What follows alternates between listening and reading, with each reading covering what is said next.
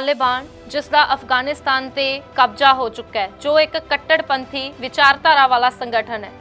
1990 ਦੇ ਆਰੰਭ ਦੇ ਵਿੱਚ ਤਾਲਿਬਾਨ ਉਦੋਂ ਉੱਭਰਿਆ ਜਦੋਂ ਸੋਵੀਅਤ ਯੂਨੀਅਨ ਨੇ ਆਪਣੀਆਂ ਫੌਜਾਂ ਅਫਗਾਨਿਸਤਾਨ ਤੋਂ ਵਾਪਸ ਬੁਲਾ ਲਈਆਂ ਸਨ। ਤਾਲਿਬਾਨ ਨੇ ਅਫਗਾਨਿਸਤਾਨ ਨੂੰ ਦਹਾਕਿਆਂ ਤੋਂ ਯੁੱਧ ਦਾ ਮੈਦਾਨ ਬਣਾ ਕੇ ਰੱਖਿਆ। ਸੋਵੀਅਤ ਫੌਜਾਂ ਦੀ ਵਾਪਸੀ ਤੋਂ ਬਾਅਦ ਤਾਲਿਬਾਨ ਦਾ ਦਬਦਬਾ ਵਧਿਆ। ਉਦੋਂ ਵੀ ਸਭ ਤੋਂ ਪਹਿਲਾਂ ਕੰਧਾਰ ਨੂੰ ਤਾਲਿਬਾਨ ਨੇ ਆਪਣਾ ਕੇਂਦਰ ਬਣਾਇਆ ਸੀ। ਸਾਲ 1998 ਤੱਕ 90% ਅਫਗਾਨਿਸਤਾਨ ਤੇ ਤਾਲਿਬਾਨ ਦਾ ਕਬਜ਼ਾ ਹੋ ਚੁੱਕਾ ਸੀ। ਸੋਵੀਅਤ ਫੌਜਾਂ ਦੀ ਵਾਪਸੀ ਤੋਂ ਬਾਅਦ ਅਫਗਾਨਿਸਤਾਨ ਦੇ ਲੋਕ ਤਾਲਿਬਾਨੀ ਅੱਤਵਾਦ ਤੋਂ ਦੁਖੀ ਜ਼ਰੂਰ ਸਨ, ਜਦਕਿ ਦੂਜੇ ਪਾਸੇ 9/11 ਦੇ ਵਰਲਡ ਟ੍ਰੇਡ ਸੈਂਟਰ ਤੇ ਹੋਏ ਹਮਲੇ ਤੋਂ ਬਾਅਦ ਤਾਲਿਬਾਨ ਦੁਨੀਆ ਦੀਆਂ ਨਜ਼ਰਾਂ 'ਚ ਆਇਆ ਸੀ, ਜਿਸ ਤੋਂ ਬਾਅਦ ਅਮਰੀਕਾ ਦੀਆਂ ਫੌਜਾਂ ਦੇ ਵੱਲੋਂ ਅਫਗਾਨਿਸਤਾਨ ਦੇ ਵਿੱਚ ਐਂਟਰੀ ਕੀਤੀ ਗਈ ਤੇ ਲੰਬਾ ਸਮਾਂ ਅਮਰੀਕੀ ਫੌਜਾਂ ਅਫਗਾਨਿਸਤਾਨ ਦੇ ਵਿੱਚ ਰਹੀਆਂ। ਜਿੰਨਾ ਸਮਾਂ ਅਮਰੀਕੀ ਤੇ ਨਾਟੋ ਫੌਜਾਂ ਅਫਗਾਨਿਸਤਾਨ ਦੇ ਵਿੱਚ ਰਹੀਆਂ, ਉਹਨਾਂ ਸਮਾਂ ਤਾਲਿਬਾਨ ਆਪਣੇ ਪੈਰ ਨਾ ਜਮਾ ਸਕਿਆ। ਪਰ ਜਿਵੇਂ ਹੀ ਉਹਨਾਂ ਫੌਜਾਂ ਦੀ ਵਾਪਸੀ ਹੋਈ ਹੈ, ਉਸ ਤੋਂ ਬਾਅਦ ਤਾਲਿਬਾਨ ਪੂਰਾ ਜ਼ੋਰ ਫੜ ਗਿਆ। ਕੁਝ ਲੋਕ ਮੰਨਦੇ ਨੇ ਕਿ ਤਾਲਿਬਾਨ ਦਾ ਕੱਟੜਪੰਥ ਸਿਆਸੀ ਕਾਰਨਾਂ ਤੇ ਘਟਨਾਵਾਂ ਤੋਂ ਪ੍ਰੇਰਿਤ ਇੱਕ ਸਿਆਸੀ ਕੱਟੜਪੰਥ ਹੈ, ਕਿਉਂਕਿ ਤਾਲਿਬਾਨ ਨੂੰ ਅਮਰੀਕਾ ਨੇ ਸੱਤਾ ਤੋਂ ਹਟਾਇਆ ਸੀ, ਉਸਦੇ ਮੈਂਬਰਾਂ ਨੂੰ ਬੰਦੀ ਬਣਾਇਆ ਗਿਆ ਸੀ। ਇਸ ਲਈ ਉਸਦਾ ਕੱਟੜਪੰਥ ਅਸਲ ਦੇ ਵਿੱਚ ਅਮਰੀਕਾ ਦੇ ਖਿਲਾਫ ਤੇ ਅਫਗਾਨਿਸਤਾਨ ਦੀ ਆਜ਼ਾਦੀ ਦੇ ਪੱਖ ਵਿੱਚ ਰਿਹਾ। ਪਰ ਤਾਲਿਬਾਨ ਅਜਿਹਾ ਸਿਆਸੀ ਸੰਗਠਨ ਨਹੀਂ ਹੈ ਜੋ ਮਹਿਜ਼ ਆਪਣੇ ਰਾਜਨੀਤਿਕ ਅਧਿਕਾਰਾਂ ਦੀ ਮੰਗ ਕਰੇ ਜਾਂ ਫਿਰ ਅਫਗਾਨਿਸਤਾਨ ਦੀ ਆਜ਼ਾਦੀ ਲਈ ਲੜੇ। ਸੱਚ ਤਾਂ ਇਹ ਹੈ ਕਿ ਤਾਲਿਬਾਨ ਧਰਮ ਦੇ ਨਾਂ ਤੇ ਕੱਟੜਪੰਥੀ ਵਿਚਾਰਧਾਰਾ ਵਾਲਾ ਸੰਗਠਨ ਹੈ। ਜੇਕਰ ਤਾਲਿਬਾਨੀ ਵਿਚਾਰਧਾਰਾ ਦੀ ਗੱਲ ਕਰੀਏ ਤਾਂ ਉਸ ਵਿਚਾਰਧਾਰਾ ਨੂੰ ਸਮਝਣ ਤੋਂ ਬਾਅਦ, ਪੜ੍ਹਨ ਸੁਣਨ ਤੋਂ ਬਾਅਦ ਹਰੇਕ ਮਨੁੱਖ ਹੈ ਜਿਹੜਾ ਆਧੁਨਿਕ ਦੌਰ ਦੇ ਵਿੱਚ ਵਿਚਰਦਾ, ਹਰੇਕ ਮਨੁੱਖ ਪਰੇਸ਼ਾਨ ਹੋ ਸਕਦਾ ਹੈ, ਕਿਉਂਕਿ ਜਿਸ ਤਰ੍ਹਾਂ ਦੀਆਂ ਪਾਬੰਦੀਆਂ, ਜਿਸ ਤਰ੍ਹਾਂ ਦੀਆਂ ਸਜ਼ਾਵਾਂ ਤਾਲਿਬਾਨ ਦੇ ਵੱਲੋਂ ਦਿੱਤੀਆਂ ਜਾਂਦੀਆਂ, ਮੜੀਆਂ ਜਾਂਦੀਆਂ, ਅੱਜ ਦੇ ਆਧੁਨਿਕਤਾ ਦੇ ਦੌਰ ਵਿੱਚ ਉਹ ਸਜ਼ਾਵਾਂ, ਉਹ ਪਾਬੰਦੀਆਂ ਮੇਲ ਨਹੀਂ ਖਾਂਦੀਆਂ। ਤਾਲਿਬਾਨੀ ਰੇਡੀਓ ਤੇ ਸਿਰਫ ਧਾਰਮਿਕ ਗੀਤ ਦੀ ਇਜਾਜ਼ਤ ਦਿੰਦੇ ਨੇ, ਜਦਕਿ ਅਸ਼ਲੀਲਤਾ ਵਧਾਉਣ ਵਾਲੇ ਗੀਤਾਂ ਤੇ ਪੂਰੀ ਤਰ੍ਹਾਂ ਨਾਲ ਜਨਤਕ ਪਾਬੰਦੀ ਲਗਾਉਂਦੇ ਨੇ। ਸੰਗੀਤ ਦੀ ਪਾਬੰਦੀ ਦੀ ਗੱਲ ਕਰੀਏ ਤਾਂ ਸੂਤਰ ਦੱਸਦੇ ਨੇ ਕਿ ਇੱਕ ਸਥਾਨਕ ਵਿਅਕਤੀ ਨੂੰ ਬਾਜ਼ਾਰ ਦੇ ਵਿੱਚ ਸੰਗੀਤ ਸੁਣਦੇ ਸਮੇਂ ਫੜ ਲਿਆ ਗਿਆ ਸੀ ਤੇ ਲੜਾਕੂਆਂ ਨੇ ਸਜ਼ਾ ਦੇ ਤੌਰ ਤੇ ਤੇਜ਼ ਧੁੱਪ ਦੇ ਵਿੱਚ ਉਸ ਨੂੰ ਨੰਗੇ ਪੈਰੀ ਤੋਰੀ ਰੱਖਿਆ ਤੇ ਉਦੋਂ ਤੱਕ ਤੋਰੀ ਰੱਖਿਆ ਜਦੋਂ ਤੱਕ ਉਹ ਬੇਹੋਸ਼ ਹੋ ਕੇ ਡਿੱਗ ਨਹੀਂ ਸੀ ਗਿਆ। ਬੱਚੇ ਦੇ ਅਗਵਾਕਾਰ ਦੋਸ਼ੀਆਂ ਨੂੰ ਪੁਲ ਤੋਂ ਲਟਕਾ ਕੇ ਫਾਂਸੀ ਲਗਾ ਦਿੱਤਾ ਗਿਆ। ਜਿਸ ਧਾਰਮਿਕ ਕੱਟੜਪੰਥੀ ਵਿਚਾਰਧਾਰਾ ਦੇ ਨਾਲ ਤਾਲਿਬਾਨ ਜੁੜਿਆ ਹੋਇਆ ਹੈ, ਉਸ ਦੀਆਂ ਕਦਰਾਂ ਕੀਮਤਾਂ ਦੇ ਅਨੁਸਾਰ ਜੇ ਕੋਈ ਮਨੁੱਖ ਚੋਰੀ ਕਰਦਾ ਫੜਿਆ ਜਾਂਦਾ ਹੈ ਤਾਂ ਉਸਦੇ ਹੱਥ ਪੈਰ ਕੱਟ ਦਿੱਤੇ ਜਾਂਦੇ ਨੇ।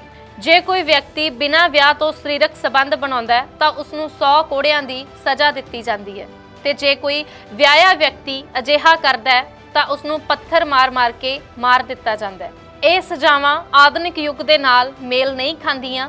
ਜੇਕਰ ਔਰਤਾਂ ਦੀ ਗੱਲ ਕਰੀਏ ਤਾਂ ਔਰਤਾਂ ਨੂੰ ਲੈ ਕੇ ਬਹੁਤ ਪਾਬੰਦੀਆਂ ਮੜੀਆਂ ਜਾਂਦੀਆਂ ਰਹੀਆਂ ਨੇ। 10 ਸਾਲ ਤੋਂ ਵੱਧ ਉਮਰ ਦੀਆਂ ਕੁੜੀਆਂ ਦੇ ਸਕੂਲ ਜਾਣ ਤੇ ਪਾਬੰਦੀ ਹੈ, ਉਹਨਾਂ ਨੂੰ ਬੁਰਕਾ ਪਾਉਣ ਦੇ ਲਈ ਦਬਾਅ ਪਾਇਆ ਜਾਂਦਾ ਹੈ, ਘਰਾਂ ਤੋਂ ਬਾਹਰ ਨਿਕਲਣ ਦੀ ਇਜਾਜ਼ਤ ਨਹੀਂ ਹੈ। ਜੇ ਕਿਸੇ ਕੰਮ ਦੇ ਲਈ ਕਿਸੇ ਔਰਤ ਨੇ ਘਰ ਤੋਂ ਬਾਹਰ ਜਾਣਾ ਹੈ ਤਾਂ ਉਸ ਦੇ ਲਈ ਜ਼ਰੂਰੀ ਹੈ ਕਿ ਕੋਈ ਮਰਦ ਉਸ ਦੇ ਨਾਲ ਹੋਣਾ ਚਾਹੀਦਾ ਹੈ, ਭਾਵੇਂ ਕਿ ਉਹ 4 ਜਾਂ 5 ਸਾਲ ਦਾ ਬੱਚਾ ਹੀ ਕਿਉਂ ਨਾ ਹੋਵੇ। ਹੱਥ ਕੱਟ ਦੇਣਾ, ਕੋੜੇ ਮਾਰ ਦੇਣਾ, ਫਾਂਸੀ ਲਟਕਾ ਦੇਣਾ, ਤੇਜ਼ ਧੁੱਪ ਦੇ ਵਿੱਚ ਬਾਹਰ ਖੜਾ ਦੇਣਾ, ਇਸ ਤਰ੍ਹਾਂ ਦੀਆਂ ਸਜ਼ਾਵਾਂ ਜਿਹੜੀਆਂ ਨੇ ਆਧੁਨਿਕਤਾ ਦੇ ਨਾਲ ਮੇਲ ਨਹੀਂ ਖਾਂਦੀਆਂ, ਆਧੁਨਿਕ ਕਦਰਾਂ ਕੀਮਤਾਂ ਦੇ ਨਾਲ ਮੇਲ ਨਹੀਂ ਖਾਂਦੀਆਂ।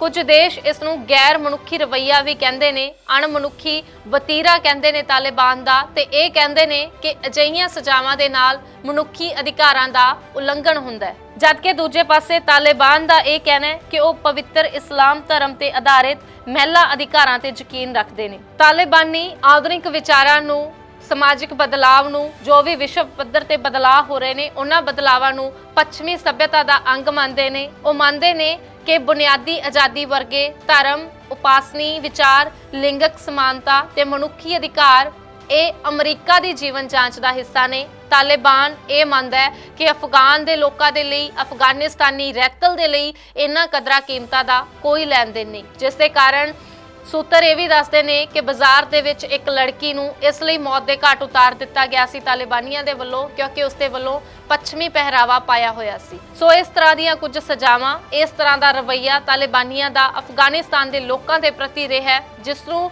ਲੈ ਕੇ ਇਸ ਵੇਲੇ ਮਨੁੱਖੀ ਅਧਿਕਾਰਾਂ ਦੀ ਰਾਖੀ ਕਰਨ ਵਾਲੇ ਜਿਹੜੇ ਲੋਕ ਨੇ ਫਿਕਰਮੰਦ ਹੋ ਰਹੇ ਨੇ ਕਿ ਹੁਣ ਜਿਸ ਤਰ੍ਹਾਂ ਦਾ ਕਬਜ਼ਾ ਤਾਲਿਬਾਨ ਦੇ ਵੱਲੋਂ ਫੇਰ ਲਿਆ ਗਿਆ ਅਫਗਾਨਿਸਤਾਨ ਦੇ ਵਿੱਚ, ਕੀ ਉਹ ਸਾਰਾ ਦੌਰ ਵਾਪਸ ਆਏਗਾ ਜੋ ਕੁੜੀਆਂ ਦੇ ਪੜ੍ਹਨ ਲਿਖਣ ਤੇ ਪਾਬੰਦੀ ਹੈ, ਘਰੋਂ ਬਾਹਰ ਜਾਣ ਤੇ ਪਾਬੰਦੀ ਹੈ, ਕੀ ਉਹ ਪਾਬੰਦੀਆਂ ਫੇਰ ਤੋਂ ਮੜੀਆਂ ਜਾਣਗੀਆਂ ਤੇ ਉਹ ਪੈਟਰੀਆਰਕੀ ਕਦਰਾਂ ਕੀਮਤਾਂ ਫੇਰ ਤੋਂ ਸਥਾਪਿਤ ਹੋ ਜਾਣਗੀਆਂ। ਹਾਲਾਂਕਿ ਇਸ ਤਰ੍ਹਾਂ ਦੇ ਮੁਲਕਾਂ ਦੇ ਵਿੱਚ ਪਹਿਲਾਂ ਹੀ ਔਰਤਾਂ ਰੂੜੀਵਾਦੀ ਕਦਰਾਂ ਕੀਮਤਾਂ ਵਾਲੇ ਢਾਂਚਿਆਂ ਵਿੱਚ ਜਿਉਣ ਲਈ ਮਜਬੂਰ ਹੁੰਦੀਆਂ ਨੇ, ਪਰ ਜਦੋਂ ਇੱਕ ਪ੍ਰੋਪਰ ਸਰਕਾਰ ਹੁੰਦੀ ਹੈ ਤਾਂ ਉਸ ਵੇਲੇ ਕੁਝ ਇਸ ਤਰ੍ਹਾਂ ਦੀਆਂ ਢਿੱਲਾਂ ਉਹਨਾਂ ਨੂੰ ਹੁੰਦੀਆਂ ਨੇ, ਆਪਣੀ ਜ਼ਿੰਦਗੀ ਬਣਾ ਸਕਦੀਆਂ ਨੇ, ਪੜ੍ਹ ਲਿਖ ਸਕਦੀਆਂ ਨੇ। ਪਰ ਜੇ ਇਸ ਤਰ੍ਹਾਂ ਹੋ ਰਿਹਾ ਹੈ ਤਾਂ ਇੱਕ ਵੱਡਾ ਸਵਾਲ ਹੈ ਕਿ ਔਰਤਾਂ ਦਾ ਕੀ ਬਣੇਗਾ। ਇਹ ਅੱਜ ਦਾ ਵੱਡਾ ਸਵਾਲ ਹੈ। ਦੂਜੇ ਪਾਸੇ ਜਿਸ ਤਰ੍ਹਾਂ ਦੀਆਂ ਸਜ਼ਾਵਾਂ ਤਾਲਿਬਾਨ ਦੇ ਵੱਲੋਂ ਨਿਰਧਾਰਿਤ ਕੀਤੀਆਂ ਗਈਆਂ ਸਨ, ਕਿਉਂਕਿ ਦੋ ਪੱਖ ਨੇ, ਤਾਲਿਬਾਨੀ ਰਾਜ ਦੇ ਦੋ ਪੱਖ ਨੇ। ਕੁਝ ਲੋਕ ਅਫਗਾਨਿਸਤਾਨ 'ਚ ਉਹ ਵੀ ਨੇ ਜੋ ਇਸ ਰਾਜ ਦੀ ਸਪੋਰਟ ਕਰਦੇ ਨੇ, ਜਿਨ੍ਹਾਂ ਨੂੰ ਇਹ ਲੱਗਦਾ ਹੈ ਕਿ ਇਹਨਾਂ ਦੀ ਤਾਲਿਬਾਨੀਆਂ ਦੀ ਨਿਆਂ ਵਿਵਸਥਾ ਹੈ ਜਿਹੜੀ ਸਰਕਾਰ ਦੇ ਨਾਲੋਂ ਠੀਕ ਹੈ ਕਿਉਂਕਿ ਜਲਦੀ ਇਨਸਾਫ ਹੁੰਦਾ ਹੈ। ਪਰ ਕੁਝ ਲੋਕ ਉਹ ਵੀ ਨੇ ਜਿਨ੍ਹਾਂ ਨੂੰ ਇਸ ਰਾਜ ਤੋਂ ਦਿੱਕਤਾਂ ਨੇ, ਜਿਹੜੇ ਇਹ ਕਹਿੰਦੇ ਨੇ ਕਿ ਰਾਜ ਕਿਸੇ ਤਰ੍ਹਾਂ ਦਾ ਵੀ ਹੋਵੇ ਪਰ ਮਨੁੱਖੀ ਅਧਿਕਾਰਾਂ ਦਾ ਉਲੰਘਣ ਨਹੀਂ ਹੋਣਾ ਚਾਹੀਦਾ। ਫਿਲਹਾਲ ਤਾਲਿਬਾਨ ਦੇ ਇਸ ਕਬਜ਼ੇ ਦੇ ਨਾਲ ਪੂਰੇ ਵਿਸ਼ਵ ਤੇ ਕੀ ਅਸਰ ਪਏਗਾ, ਇਹ ਆਉਣ ਵਾਲਾ ਸਮਾਂ ਦੱਸੇਗਾ।